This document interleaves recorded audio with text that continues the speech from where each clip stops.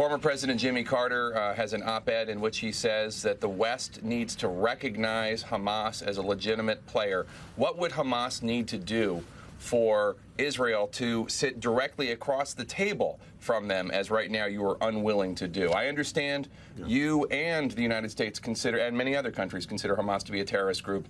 What do they need to do to change that? Well, there are UN benchmarks that were put on the table, I think 10 years ago, by the then Secretary General Kofi Annan.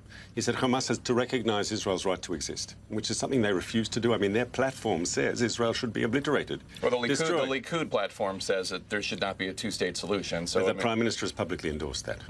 So they have to accept that Israel has a right to exist. How can you be a partner in peace if you say one of the sides has to be destroyed, Israel? Second, Kofi Annan said, the UN Secretary General at the time said they have to renounce terrorism.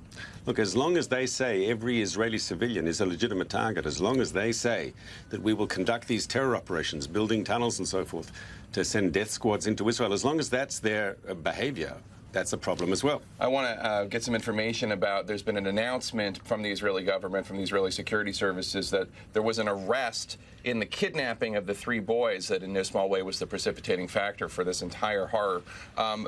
Who was arrested, and what has he said in terms of his relationship to Hamas, if any?